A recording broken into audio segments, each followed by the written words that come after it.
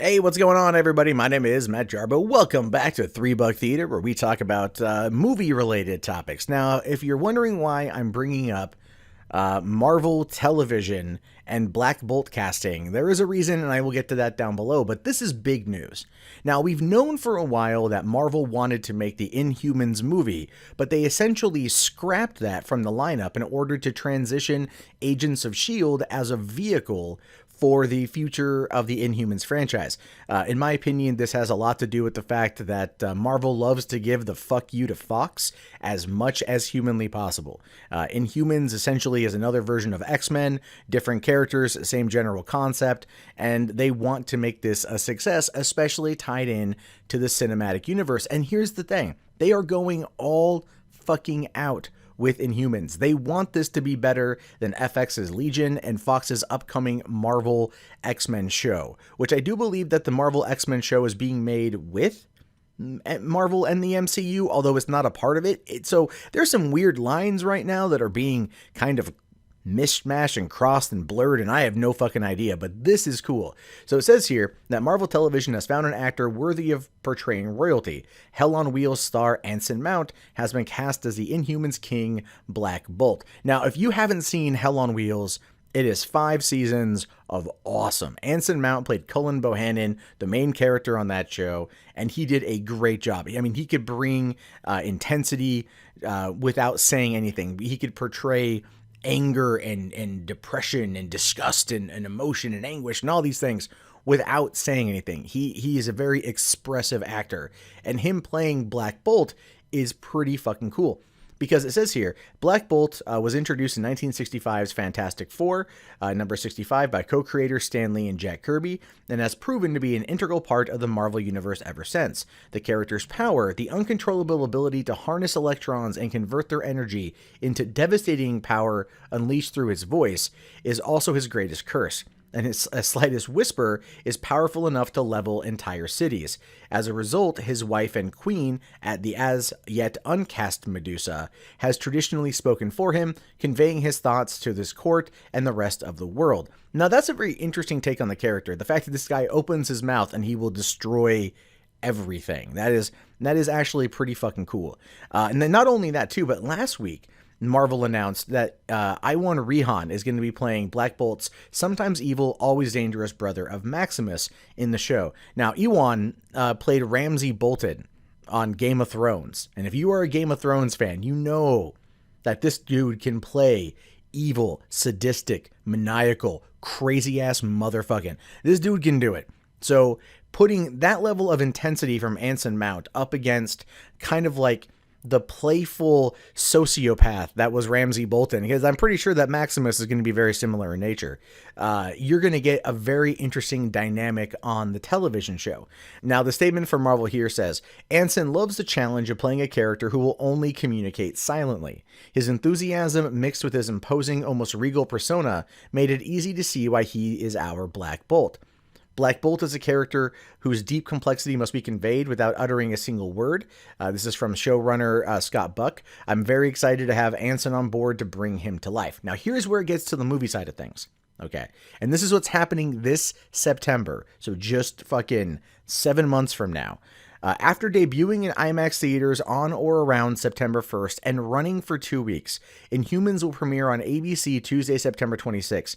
Inhumans is also expected to air all 8 episodes of its first season uninterrupted on the subsequent Tuesdays. And the first 2 episodes of Inhumans will air as one IMAX presentation, lasting approximately 80 minutes. The first 2 episodes will be shot entirely with IMAX cameras, will screen in 1,000 IMAX theaters across 74 countries.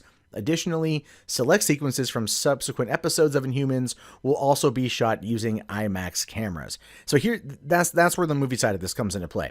And this is important. And I mean, this is insanely important to the future of the MCU and how Marvel is probably going to find a way to completely fuck with the DC TV side of things.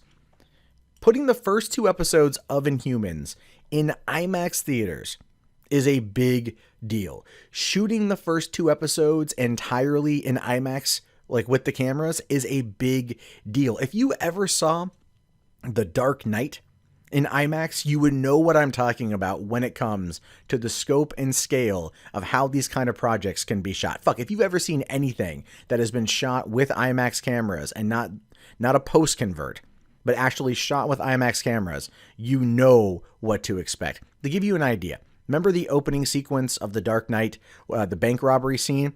Try watching that on a 70-foot screen entirely shot with IMAX. It's a whole different fucking experience. And it's one that, I'm not going to lie when I say this, truly is magical. It's truly magical. It's fucking great. I saw this at a true IMAX theater in Irvine, California back in 2008, and it was one of my top movie-going experiences ever, which is one of the reasons why I'm very excited about what they are doing with Inhumans and IMAX right now.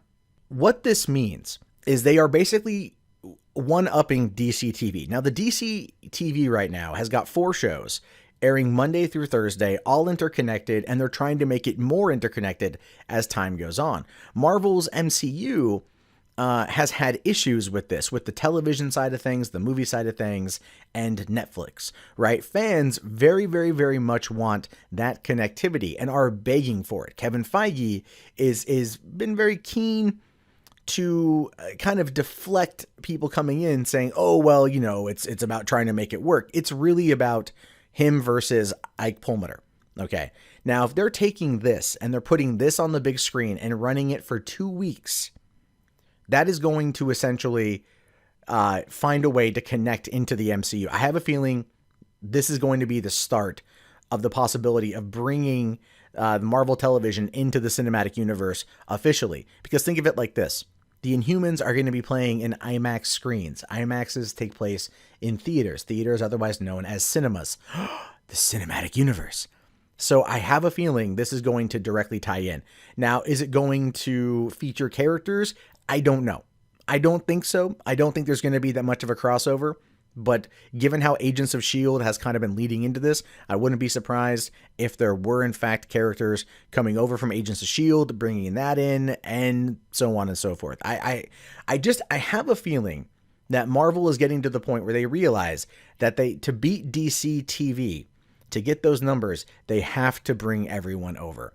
And I know it's probably not going to happen in Infinity War, which is okay. It's okay. But if they were able to bring those characters to the smaller screen, very similar to the season 1 finale of, the season premiere and the season 1 finale of Agents of S.H.I.E.L.D. both had Sam Jackson. Sorry, the second episode of Agents of S.H.I.E.L.D. had Nick Fury, and the season 1 finale had Nick Fury. So, they've brought them over before. They just need to keep doing it. And Marvel is making money hand over fist. And given the fact that they're spending the money to shoot this in IMAX means they want that kind of attention. They want that kind of fanfare. And I have a feeling that they're going to get it. So this to me is signaling the start of a new era of the Marvel television side of things. I don't think it's going to impact Netflix, unfortunately, because those shows are wonderful, and I don't think they're going to want to fuck with that dynamic right now, although everyone wants them to. They're just going to be cocks about it and not do it. But this, on the other hand, might start paving the way for that pipeline that brings everyone together and basically fixes the Marvel Cinematic Universe for the better for all the fans. Anyway, my name is Matt Jarbo. This has been 3 Buck Theater. Want to know your thoughts about this? Do you think Anson Mount is a good cast for Black Bolt? Do you think the show is going to be good in IMAX? Do you think Marvel is trying too hard? What do you guys think? These are things I want to know. Write them down in the comments. If you haven't already, please thumbs up the video, subscribe to the channel, check back often for more content from me. I'll talk to you guys later. Have yourself a fantastic day, and peace out.